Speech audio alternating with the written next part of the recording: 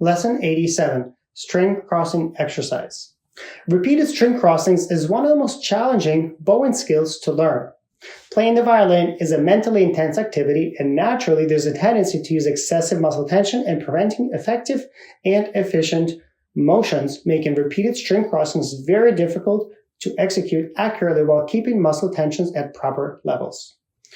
In the next exercise, I will show you the best way to learn about proper string crossing, and you don't even start with the violin or the bow. So you're going to hold your right wrist with your left hand. You're going to move your right hand up and down, left and right, and in circles, clockwise and counterclockwise motion. So you're just going to, so again, the video, everything is reversed. So your left hand is here, your right hand is here, my left hand is here, and my right hand is here. So this is my left hand. I'm going to grab my wrist, and I'm just going to make circles. So you'll notice on my left hand, and this is my left hand, grabbing the right wrist, it could be over, under, and I'm just making circles. So basically I am moving my hand. So this is my hand, this is my wrist, and this is my forearm. I'm grabbing my forearm at the wrist, and I'm just articulating my arm. Basically, my hand, I apologize, my hand is moving and my wrist and my forearm are not. So the idea is just to get used to this motion, okay? When you play and you cross between two strings, often we think that the wrist needs to move more, right? We talk about wrist motion. While that does help, sometimes technically it's not the correct way to think about it. If you're playing repetitive string crossings, a right hand that holds the bow is pivoting at the right wrist, and actually it's the hand and the fingers that move in circles and not the wrist. In other words, the wrist, if we want more wrist motion, it's going to be this, and we actually want this. So the wrist itself really is the pivot, and the bow is what's going to be moving, right? The bow is not going to be staying in place and the wrist is not moving. I hope this is right. So in other words, if the wrist truly was moving, our fingers would stay in one place and the wrist would be circling. And that is actually not what's happening in the violin. The wrist, the hand, and the fingers are pivoting and moving at the wrist, they're pivoting at the wrist. So the wrist does not actually move, but it also needs to be relaxed so that the hand can articulate. So the best way to practice this is to take it in steps. So again, we're going to stand up nice and tall. It doesn't matter what we do. We always check our position. We stand tall. Our shoulders are nice and loose.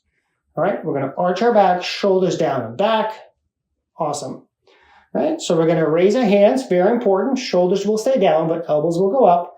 With my left hand, I'm going to grab my right hand, and I'm actually going to hold my hand in front of my body, similar to how I would actually play the violin. So I'm going to hold my hand from the top so that it's easier for the camera. It doesn't matter. You can hold it from the bottom or from the top. We're just going to hold, and we're going to grab with our left hand, right wrist. So again, the hand that holds the bow.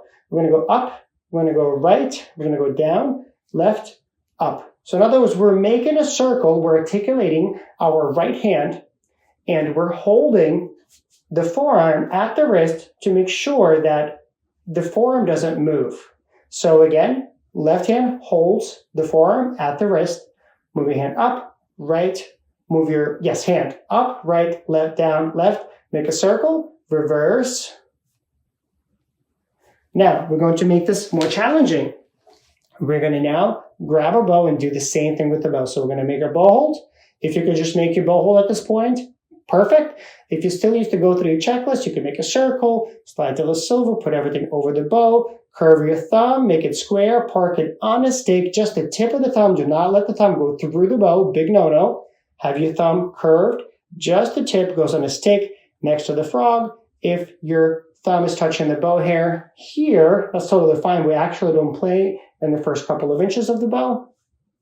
So you make a good bow hold. You're going to grab your right hand, and you're going to do the same thing. So you're going to let the arm with the bow now articulate with wrist as the pivot. Up, right, down, left, up, and you can just make a circle. And you notice how as I do this, my fingers are actually articulating and my fingers are moving. You don't want your hand to be so stiff so that anything hurts and things can't move. You'll notice how I just took a little break to make sure that my hands are nice and loose. Again, I'm making a bow hold. I'm holding my hand at the wrist, and I'm just going to make circles with the bow, and then I'm going to reverse. All right, so then I'm going to go up, down, left, right, left, right. You notice how my fingers are able to articulate. So this is a very challenging skill, and this most likely will take some time. So I would do this exercise now that you're playing more advanced songs and we're crossing strings more often. I would practice this as much as you can. You can practice in front of a mirror, or you could just practice looking. You want to make sure that your shoulder is as relaxed as possible, your elbow is up, that your hand is able to move, and your fingers also are moving with the hand. Next, we have the more challenging exercise is we're actually going to hold the violin. This is where it's very important that you have a shoulder rest. Little caveat for this exercise, make sure that you're in a safe place.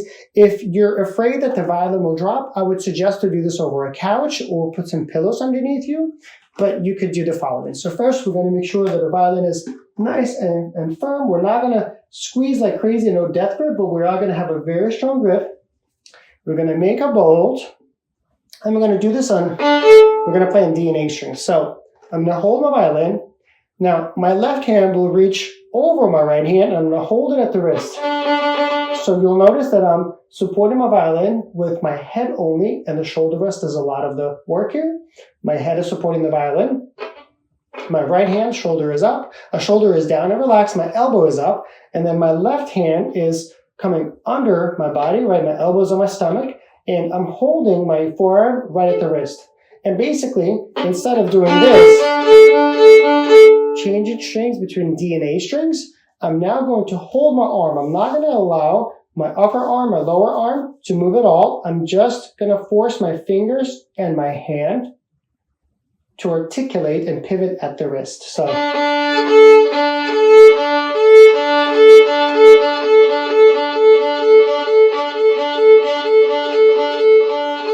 going to turn towards the camera so you can see my right hand better.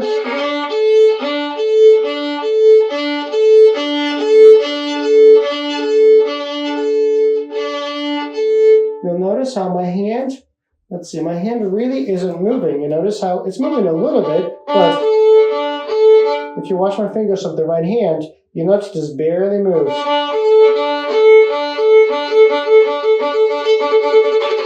Right? That's it. So engage your fingers, allow the hand to move in circles just like that exercise.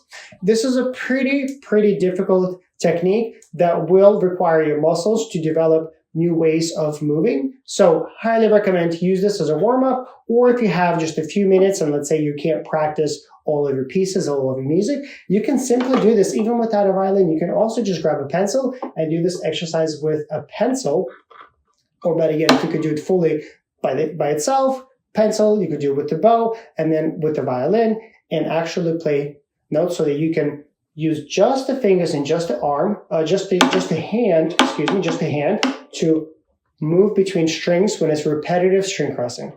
I hope this was helpful. If you have any questions or if you have any comments, please put them in the comments below. Let me know if all of this makes sense. Let me know if there's something that you do that helps you to learn string crossing, for example, that's repetitive in the better way. I'm always learning. I'm always open to new ideas. So if you do have better ways of doing something or thinking about something, please let me know in the comments. I read them all. Thank you so much, and I'll see you in the next video where we get to play some new songs with low twos and more string crossing. Thanks for watching.